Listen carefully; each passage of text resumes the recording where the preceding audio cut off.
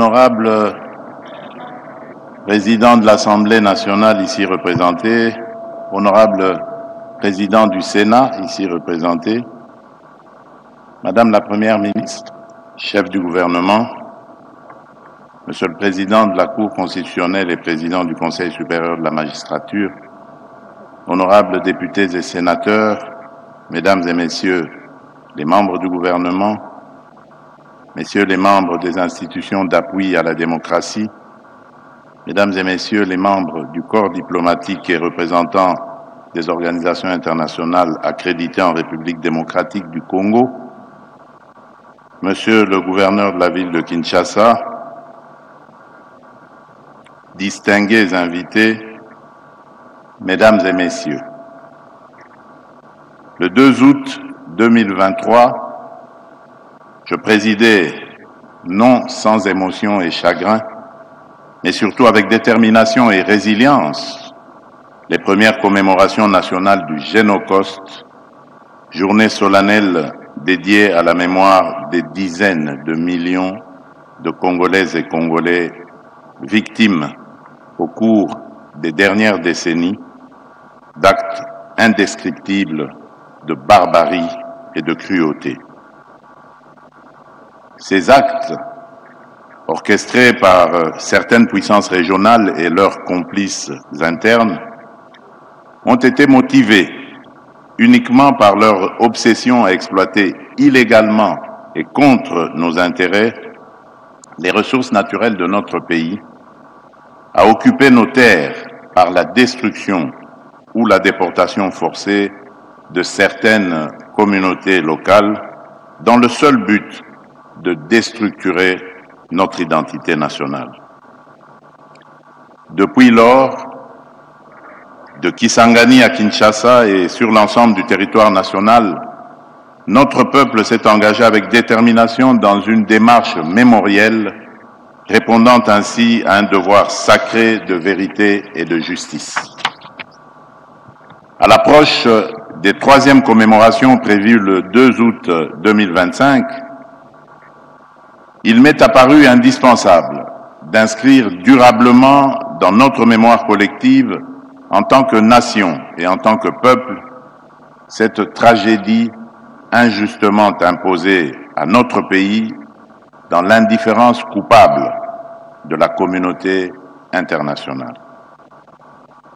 Dans ce même élan, et afin de contribuer activement à l'édification d'une humanité plus civilisée et pacifiée, j'ai confié à la Commission interinstitutionnelle d'aide aux victimes et d'appui aux réformes, la CIAVA, ainsi qu'au Fonds national des victimes des violences sexuelles liées au conflit et des victimes des crimes contre la paix et la sécurité de l'humanité, le FONAREV, la mission essentielle d'organiser cette réflexion nationale destinée à promouvoir durablement une culture de paix. Cette table ronde, placée sous le thème « Engageons-nous à l'appropriation collective du Génocauste, à la reconnaissance internationale du génocide commis en République démocratique du Congo et à la promotion de la culture de la paix », nous interpelle tous. Subir une guerre injuste où le sang de nos frères et sœurs continue de couler et où notre intégrité territoriale demeure menacée. En mémoire de nos victimes, je vous invite à vous lever pour observer ensemble un moment solennel de recueillement.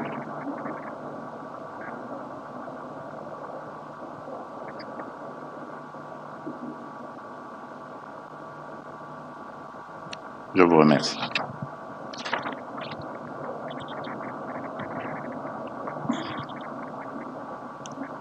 Distingués invités, Mesdames et Messieurs, la destruction du passé est peut-être le plus grand de tous les crimes, disait Simone Veil. Aujourd'hui, nous ne parlons pas uniquement du passé, mais du présent et de l'avenir de notre nation. La République démocratique du Congo a une histoire riche, mais profondément complexe. Au-delà de son visage, se cache une réalité sombre, souvent plus de 10 millions de vies humaines innocentes, brutalement fauchées par une violence systématique et cyclique visant des communautés entières. Parmi les exemples les plus tragiquement marquants figurent les massacres perpétrés à Kasika et à Makobola dans le sud Kivu, où plus de la moitié des membres des ethnies Nindu et Lega furent exterminés en un très court laps de temps, avec des actes d'une cruauté insoutenable, tels que l'enterrement de femmes vivantes. La même violence ciblée a également frappé ces communautés lors des massacres du 24 août 1998 à Kilungutwe, Kalama et Kalambi, ainsi que des membres de l'ethnie Hutu, visés précisément en raison de leur identité ethnique. À ces atrocités s'ajoutent les multiples massacres perpétrés contre les populations civiles innocentes à Kishiche, Kazauro, Mbambo, Bukombo, Mweso ou encore Nyundo. La communauté internationale, la vérité commence enfin à émerger.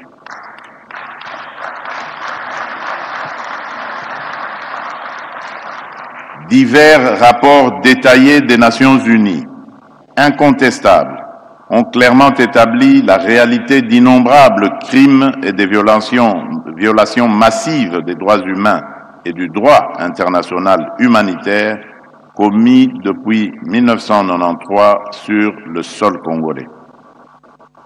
Ces actes atroces, perpétrés directement ou indirectement par certains pays voisins, en particulier le Rwanda, à travers des forces négatives qu'ils créent, forment, arment et soutiennent, ne laissent plus aucun doute quant à l'existence d'un véritable génocide dans chacun de ces tragiques épisodes. Il est évident que ces massacres s'inscrivent dans une volonté délibérée du Rwanda et des forces négatives qu'il dirige d'anéantir totalement ou en partie des groupes ethniques précis en République démocratique du Congo. Cette détermination est d'autant plus incompréhensible venant d'un pays ayant lui-même subi par le passé les horreurs d'une telle barbarie déshumanisante. Au lieu de perpétuer ces atrocités en d'autres lieux et d'autres époques, visant à promouvoir la paix, la dignité humaine et l'harmonie entre les peuples. Aujourd'hui, les nations prennent davantage conscience que cette tragédie humaine, sanctionnant certains hauts responsables au sein du gouvernement et du commandement militaire du Rwanda, ainsi que des responsables du M23 AFC. Je rappelle toutefois que notre combat pour la vérité et la justice est loin d'être achevé. À cet effet, j'annonce la mise en place imminente d'un groupe interdisciplinaire d'experts chargé d'évaluer de manière rigoureuse et systématique les préjudices subis et les pertes humaines liées aux crimes de masse, notamment ceux relevant spécifiquement du génocide perpétré sur le territoire de la République démocratique du Congo.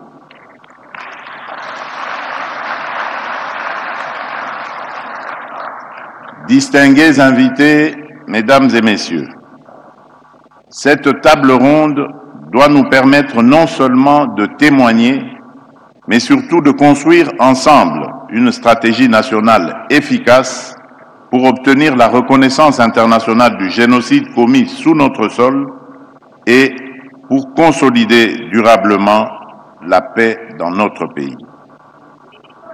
La République démocratique du Congo, fidèle aux engagements internationaux pris, notamment à travers la Convention sur le génocide et le statut de Rome, ne ménagera aucun effort pour que justice soit faite, pour que la dignité de nos victimes soit restaurée et pour que l'histoire vraie de notre pays soit enfin écrite par les Congolais eux-mêmes.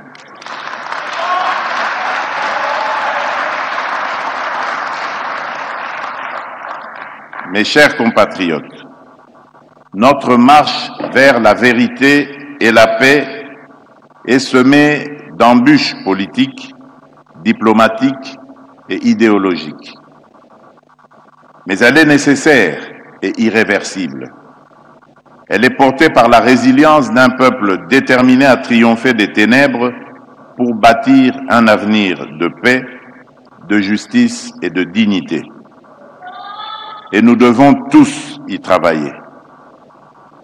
En ouvrant officiellement cette table ronde, je nous invite tous à être à la hauteur de cette responsabilité historique.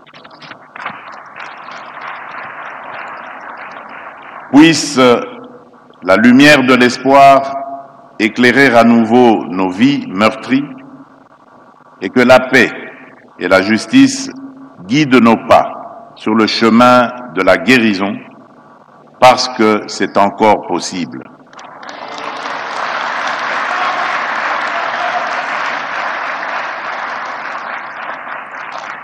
Ne pas oublier, ne jamais répéter et commencer à guérir. Plus jamais seul, que Dieu bénisse la République démocratique du Congo et son peuple. Je vous remercie.